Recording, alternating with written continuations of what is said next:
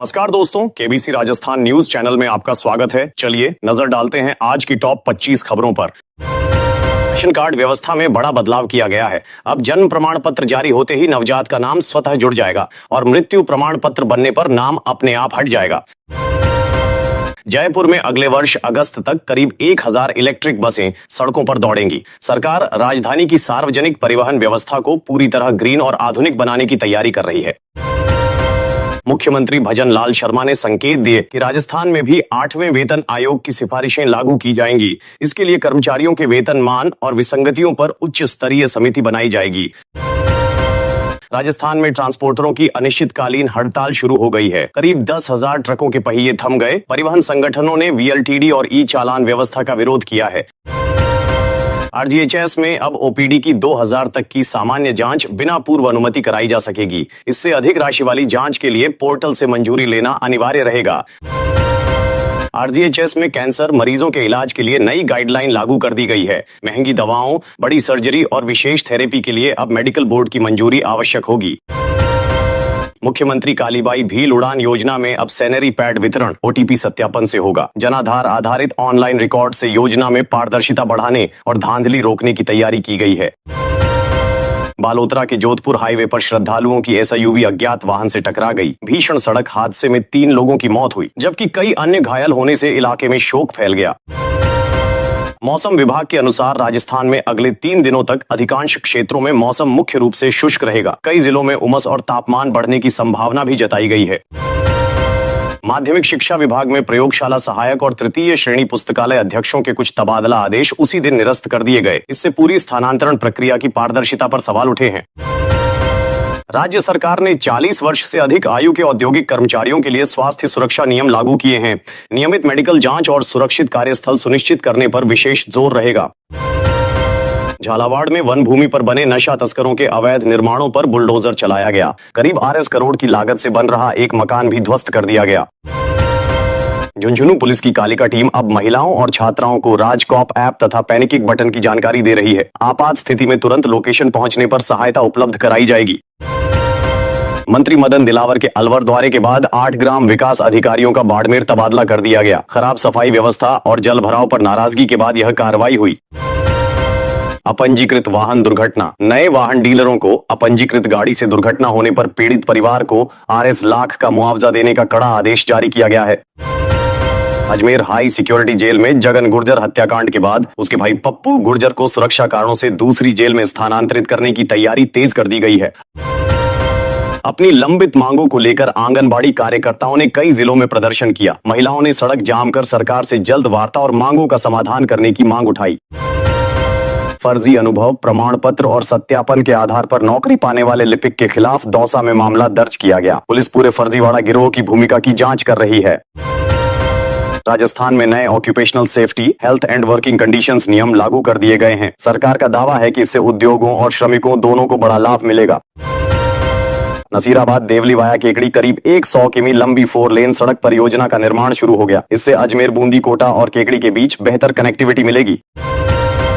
गोपालक credit card योजना के तहत पशुपालकों को गाय या भैंस खरीदने के लिए 1 लाख रुपए तक का ब्याज मुक्त आरण दिया जाएगा। इस योजना का उद्देश्य पशुपालन को बढ़ावा देना और ग्रामीण परिवारों की आय बढ़ाना है।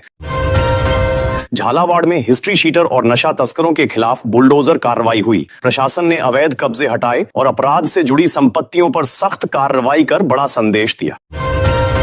राजस्थान रोडवेज ने उदयपुर जोन के विभिन्न डिपो में 1 वर्ष के अनुबंध पर 155 वाहन चालकों की भर्ती के लिए ई टेंडर जारी कर आवेदन प्रक्रिया शुरू कर दी है। अलवर के सैटेलाइट अस्पताल में डॉक्टर मरीज देख रहे थे, तभी छत का प्लास्टर और पंखा गिर गया। हादसे में डॉक्टर और एक बच्ची घायल हो गए। करौली के पांचना बांध के 3 गेट खोलकर पानी की निकासी शुरू की गई। सिंचाई और जलापूर्ति को लेकर मंत्रियों की मौजूदगी में यह प्रक्रिया शुरू कराई गई।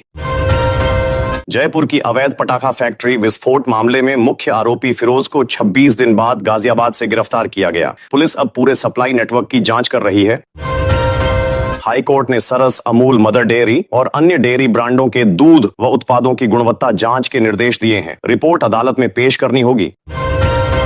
उदयपुर के अंतर्राष्ट्रीय शिल्पकार डॉक्टर इकबाल सक्का ने भगवान जगन्नाथ की दुनिया की सबसे छोटी सोने चांदी की रथ प्रतिमा बनाकर नया रिकॉर्ड बनाने का दावा किया।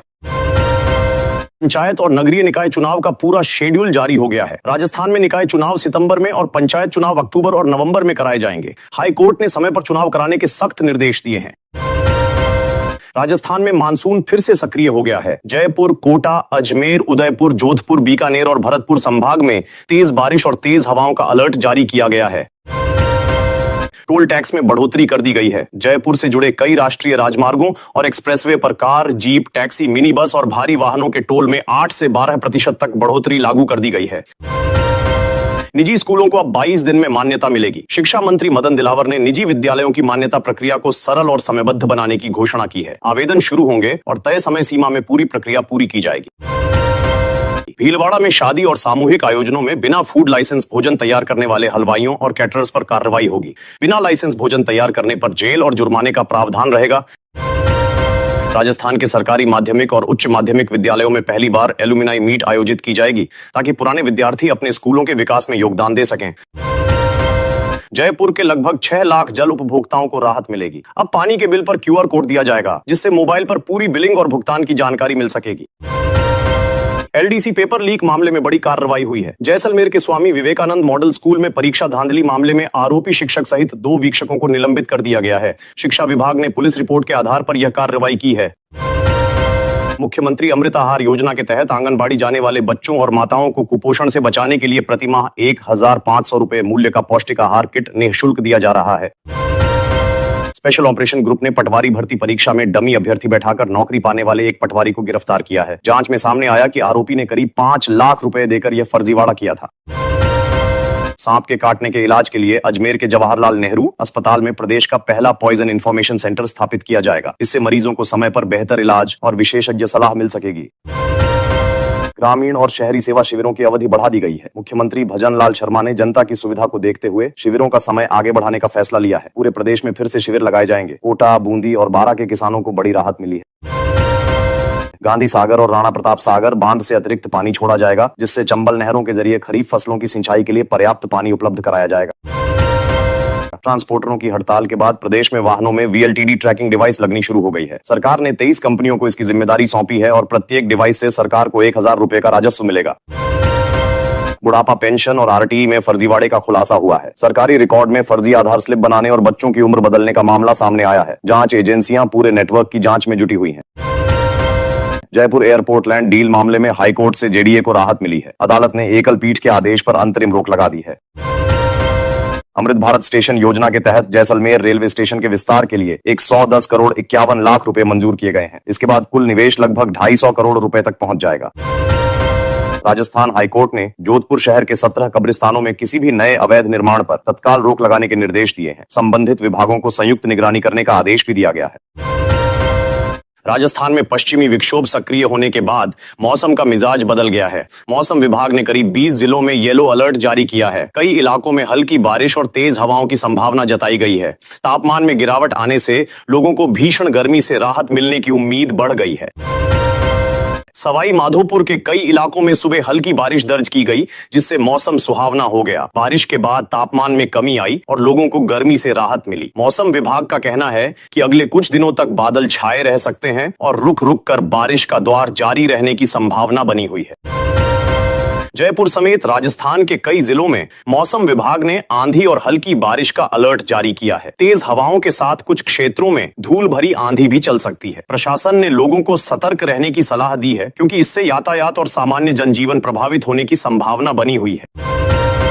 कोटा के छात्रों ने एक बार फिर शिक्षा के क्षेत्र में बड़ा रिकॉर्ड बनाया है। JEE एडवांस्ड में ऑल इंडिया रैंक 1 और 2 दोनों स्थान कोटा के छात्रों ने हासिल किए हैं। इस उपलब्धि से कोटा की कोचिंग नगरी के रूप में पहचान और मजबूत हुई है तथा पूरे राज्य में खुशी का माहौल बना हुआ है। राहुल गांधी पुष्कर पहुंचे, जहां उन्होंने वरिष्ठ नेताओं के साथ महत्वपूर्ण राजनीतिक बैठक की। माना जा रहा है कि आगामी चुनावों को लेकर रणनीति तैयार की जा रही है। उनके दौरे को देखते हुए सुरक्षा व्यवस्था कड़ी कर दी गई है और बड़ी संख्या में समर्थक भी कार्यक्रम स्थल पर पहुंचे हुए हैं।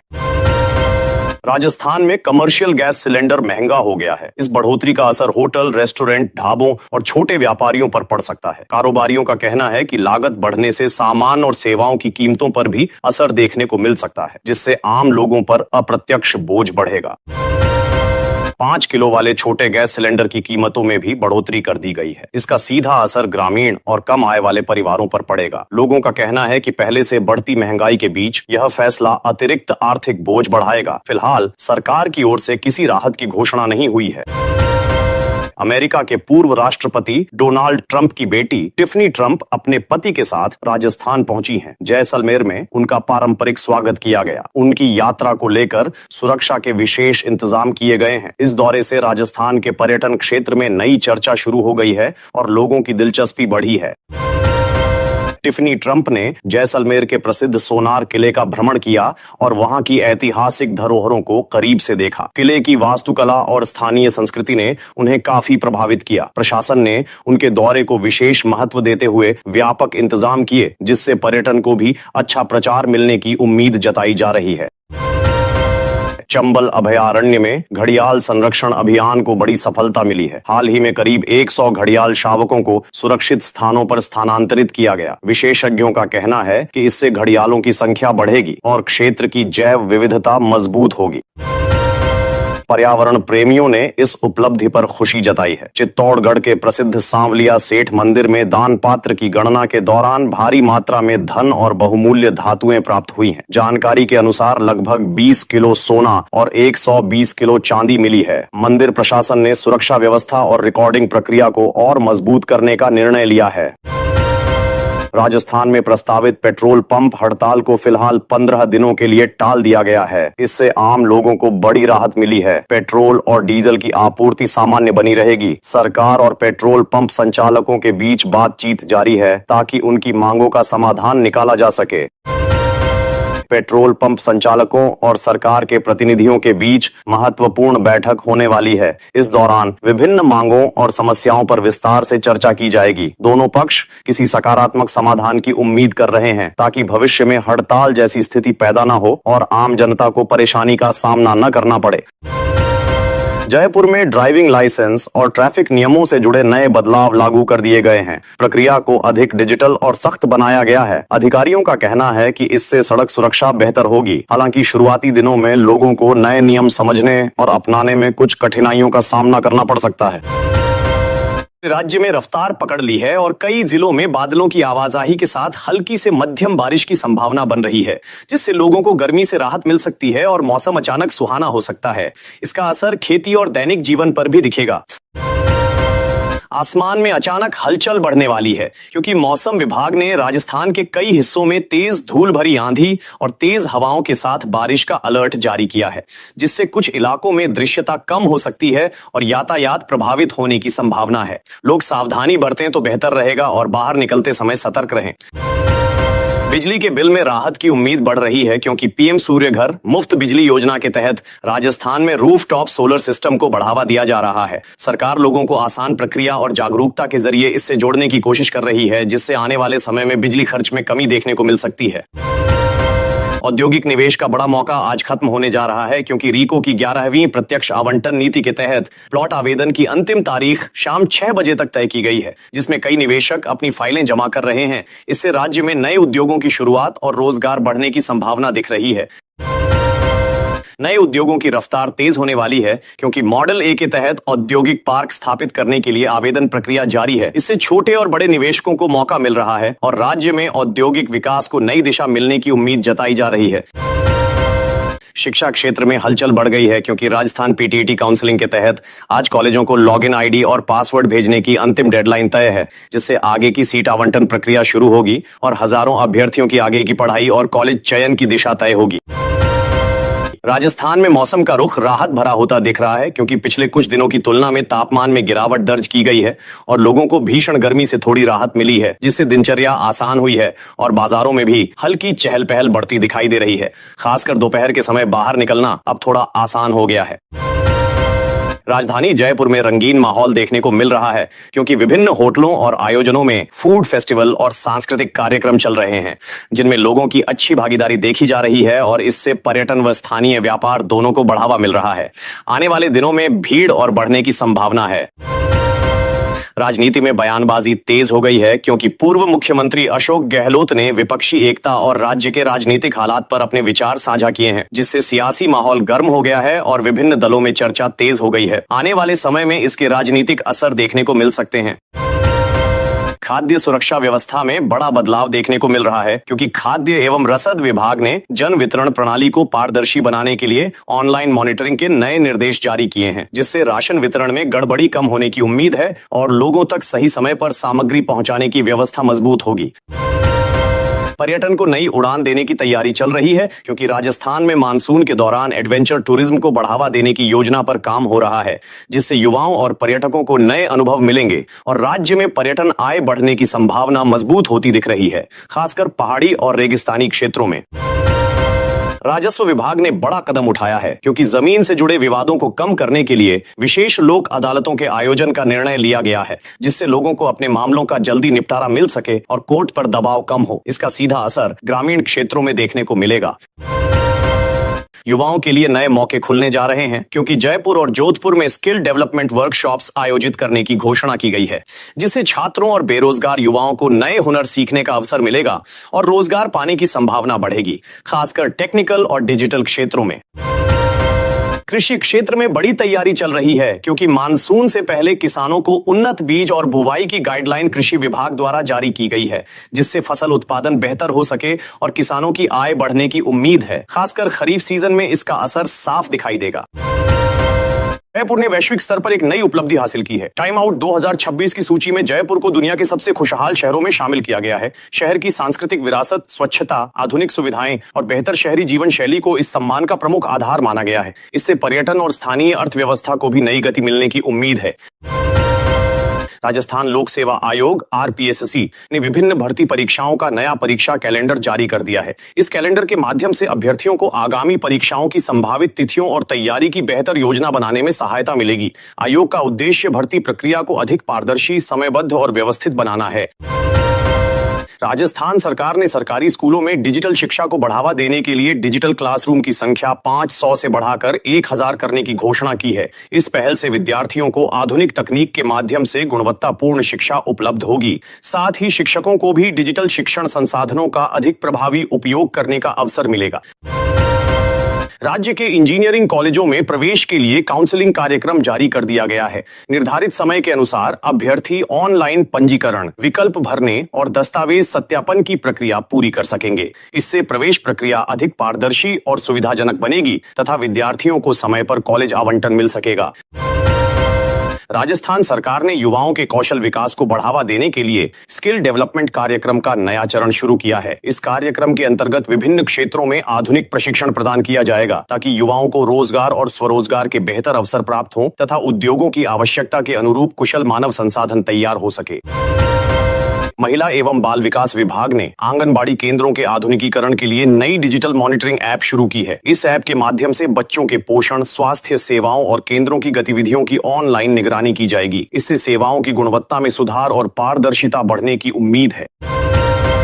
राजस्थान सरकार ने युवा स्टार्टअप योजना के तहत नए फंड का आवंटन किया है। इस योजना का उद्देश्य नवाचार को बढ़ावा देना और युवा उद्यमियों को आर्थिक सहायता उपलब्ध कराना है। इससे नए व्यवसाय शुरू करने वाले युवाओं को निवेश, मार्गदर्शन और रोजगार सृजन के बेहतर अवसर प्राप्त होंगे।